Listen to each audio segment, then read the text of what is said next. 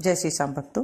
बैसाख का पावन महीना चल रहा है और इस पावन महीने में हम कुछ भी दान पुण्य कथा भजन श्रवण कीर्तन वगैरह कर लेते हैं, उसका हमें करोड़ों करोड़ों गुना फल की प्राप्ति होती है।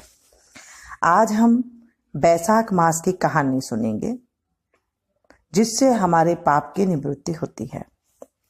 बैसाख स्नान करने से, बैसाख में नहाने से सहस्त्र गोदान जितना फल मिलता है। बैसाख में मटका या मिश्री के कुंजे दे और उसको ढक्कन से ढक दे। ढक्कन में चीनी और दक्षिणा जरूर दे।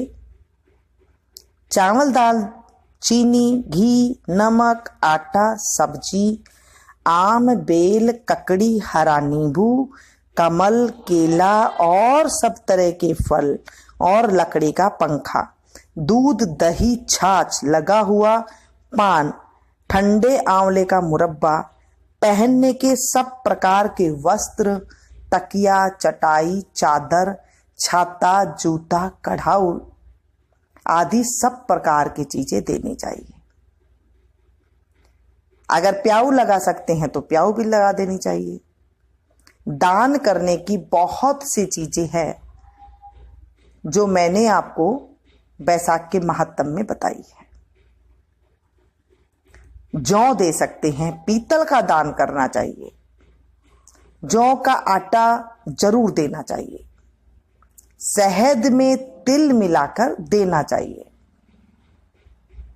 बैसाख की कथा का स्मरण जरूर करना चाहिए और सुनानी चाहिए। भगवान की पूजा करनी चाहिए। यह है बैसाख मास का स्नान का फल। अगर आपने अभी तक स्नान शुरू नहीं किया है तो आज से जो 5 दिन बचे हैं उसमें आप स्नान कर सकते हैं। इसका भी हमें बहुत बहुत पुण्य की प्राप्ति होती है।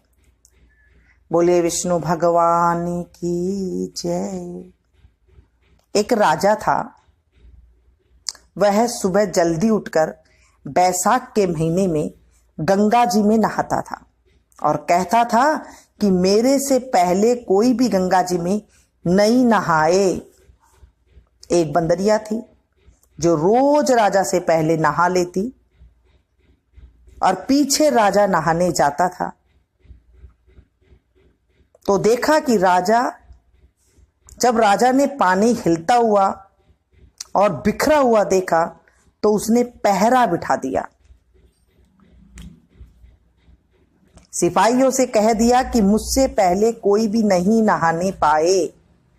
गंगा जी के किनारे एक पेड़ था, उसके ऊपर बंदरिया बैठी रहती थी।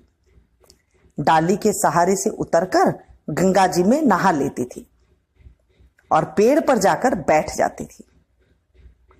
बैसाख का महीना पूरा हो गया। उसे एक दिन सिपाही ने देख लिया। उसने देखा कि जब अंधेरे में कुछ भी नहीं दिखता और उन्हें नींद आ जाती तब वह बंदरिया उस समय गंगा जी में नहाती। सिपाही उसको पकड़ राजा के पास ले गया और कहा, ये बंदरिया आपसे पहले नहाती है। राजा ने तो प्रण किया हुआ था कि यदि कोई औरत मेरे से पहले नहाती होगी तो मैं उसके साथ ही विवाह कर लूंगा। अब राजा ने बंदरिया से शादी विवाह कर लिया, धर्म मानने लग गया। बैसाख में नहाने से बंदरिया के बच्चे होने की आशा हो गई। पूरे महीना हो गए। जब बंदरिया ने पूछा मेरा बच्चा होएगा तो मैं किसे जगाऊंगी, तब राजा ने महल में एक घंटी बंधवा दी और कहा, जब तेरे दर्द हो तो तू घंटी हिला देना, फिर आकर मैं सारा इंतजाम करा दूंगा। राजा के कई रानियां थी। उन्होंने उस बंदरिया से पूछा, ये घंटी किसने बांधी है? तब वह बोली, राजा जी ने बांधी है, मेरा बच्चा होगा तब मैं बुलाऊंगी। एक रानी ने कहा, जरा बजा कर तो दिखा कि राजा आएगा या नहीं। बंदरिया ने घंटी बजा दी। राजा आया। जब पूछा घंटी क्यों बजाई, तब बंदरिया बोली, रानी ने कहा था। बंदरिया ने बच्चा होने लगा तो उसने घंटी बजाई पर राजा नहीं आया। फिर रानियों ने बंदरियों से पूछा कि मैं बच्चा कैसे पैदा करूं। तब रानियों ने कहा, आंखों पर पट्टी बांध ले, ओखली में सिर दे दे। फिर बंदरिया के बैसाख नहाने के पुण्य से एक अति सुंदर लड़का पैदा हो गया। होते ही रानी ने राजा को नहीं दिया और दासी को दे दिया और कहा, इस बंदरिया के बच्चे को नदी में बहा दे और बंदरिया के पास आटे को खून से लपेट कर रख दे। राजा ने आकर पूछा, क्या बच्चा हुआ है? तब रानी ने कहा, बच्चा नहीं हुआ, ये ईंट पत्थर हुआ है। फिर राजा ने संतोष कर लिया कि रानियों के ही बच्चा नहीं होता, इसलिए इसको भी क्यों होता।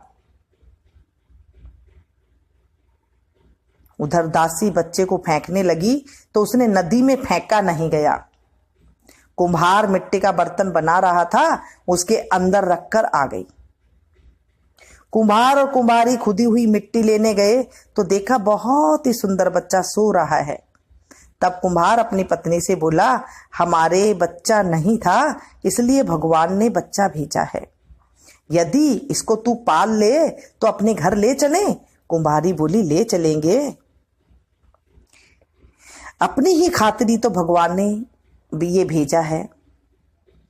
कुम्हारी ने उसको पाल पोस कर बड़ा कर दिया। लड़का रात दिन बढ़ने लगा। वह कुम्हार मिट्टी का हाथी बनाकर बेचा करता था। एक दिन लड़का बोला, पिताजी मेरे को भी हाथी घोड़ा दे दो, मैं इससे खेलूंगा। फिर हाथी घोड़ा ले जाकर कुएं पर बैठ गया। लड़के को सारी बात का पता लग गया कि मैं बंदरिया के हुआ था और रानियों ने मुझे मारने के लिए दासी को दे दिया था। कुएं पर दासियां पानी भरने के लिए आई। वह दासियों को देखकर बोला, मेरा मिट्टी का हाथी घोड़ा पानी पी लेगा। तब दासियां बोली, मूर्ख, कभी मिट्टी का हाथी घोड़ा भी पानी पीता है क्या? लड़का बोला, मूर्खो, कहीं बंदरिया के भी ईंट पत्थर पैदा होता है क्या? दासियों ने जाकर रानी से कहा, एक कुम्हार का लड़का है, उसने हमें यह बात कही और घड़े पर कंकरी मारकर फोड़ दिया। तब रानी ने जहर का लड्डू तैयार किया और कहा, ये लड्डू उस लड़के को खिला दो। दूसरे दिन वे दासियां उस लड़के को वह लड्डू खिलाने गई तो भगवान ने उस लड्डू को गोंद गिरी का लड्डू बना दिया। अगले दिन दासियों ने आकर देखा कि वह मरा नहीं है और खेलता फिर रहा है। इस पर रानी रूठ कर सो गई। राजा ने आकर पूछा, रानी क्यों सो रही हो? तब रानी ने जवाब दिया, कुम्हार को अपनी बस्ती से ही निकाल दो। राजा ने कहा, ये क्यों कड़वा बोलती है? पर रानी ने जिद करके कुम्हार को निकलवा ही दिया। कुम्हार जंगल में रहने लगा। वहां वह लड़का बोला, पिताजी मेरे को 1 8 करुए और 1 8 गोले बना दो। वह ठंडे ठंडे घड़े भरकर बैठ गया। गणगौर के लिए मिट्टी लेने के लिए बहुत सारी लड़कियां आई। राजा की साहूकारनी भी आई और बगीचे में बैठकर खेलने लग गई। खेलते खेलते प्यास लग गई। ये लड़कियां उस लड़के से बोली, हमें पानी पिला दो। वह लड़का बोला, मेरे पास ये गोलियां हैं, इन्हें खाती चली जाओ और मेरे पीछे फिरती जाओ। फिर कई लड़कियों ने कहा, मैं तेरी गोली नहीं खाऊं, हमें प्यास लग रही है, तू खा ले। फिर वह लड़की आगे आकर बैठ गई।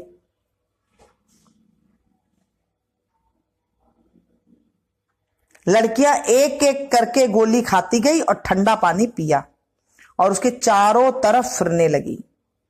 सब लड़कियों के पेट में गर्भ रह गया।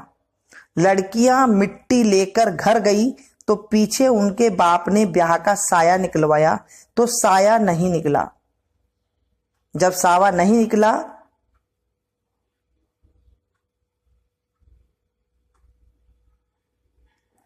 तो उन्होंने कहा कि इनका ब्याह तो हो जाना चाहिए।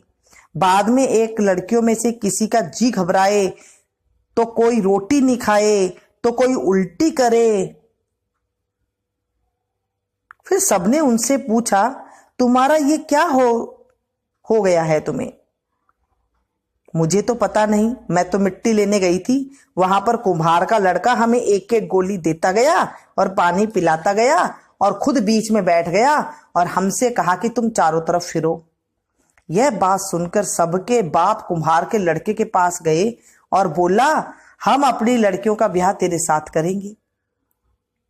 उसने सबके साथ फेरे लिए। कुम्हार बोला, आप बड़े आदमी हो, राजा रानी हो, मेरा बेटा ऐसा क्या करेगा?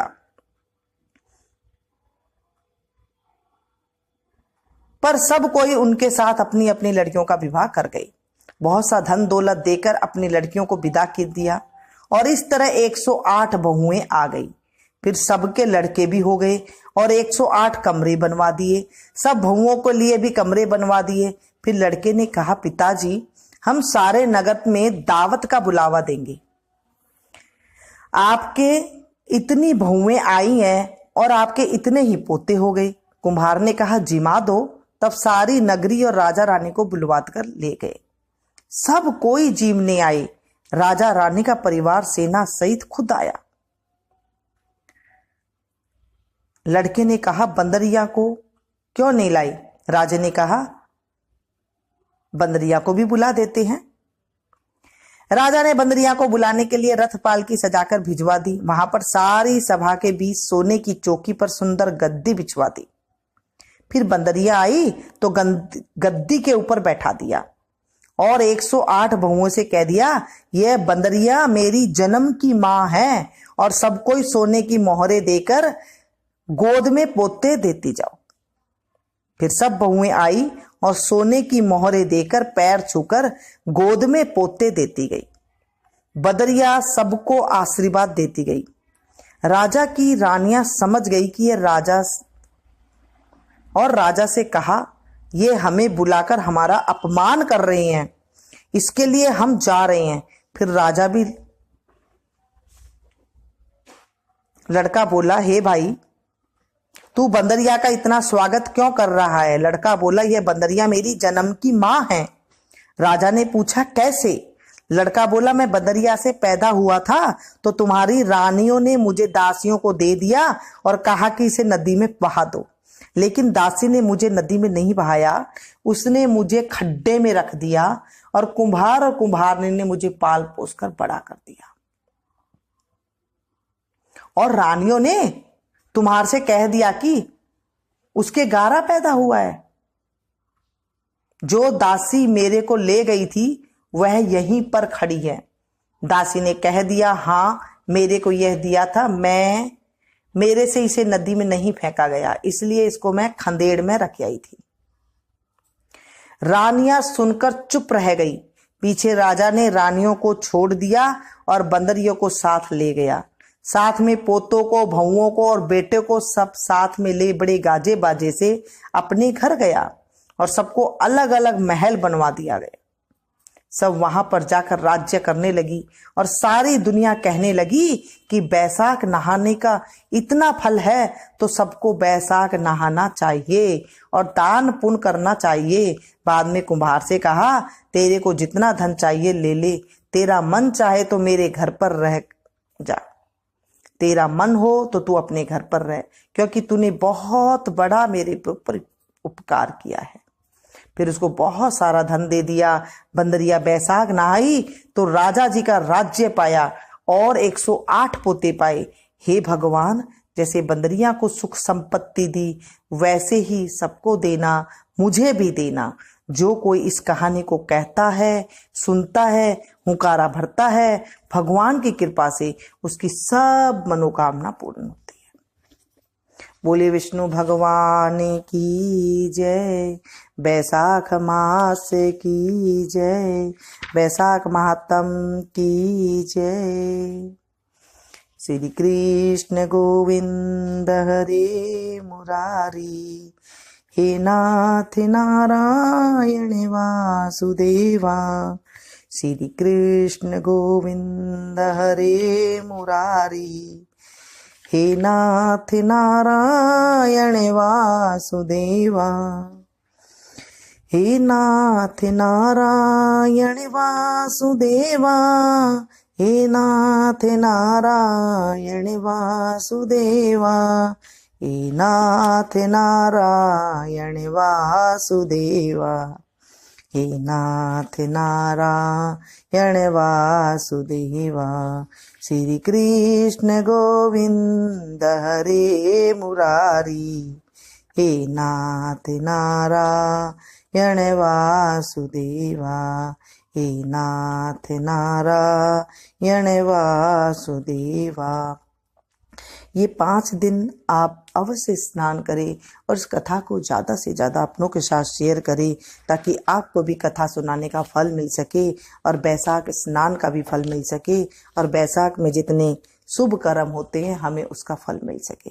ये बैसाख का पावन महीना चल रहा है, अमोघ महीना चल रहा है, विष्णु भगवान का अमोघ महीना चल रहा है। इस महीने में हम तनिक भी दान पुण्य स्नान भी कर लेते हैं और कथा का स्मरण भी कर लेते हैं या कथा को सुना भी देते हैं, तो भी हमारे जीवन से पाप रूपी नरक का निवारण होता है और शुभता की फल की प्राप्ति होती है। ये थी छोटी सी जानकारी। मिलती हूँ फिर से एक नई वीडियो में नई कथा के साथ। तब तक आप लोग देखते हैं।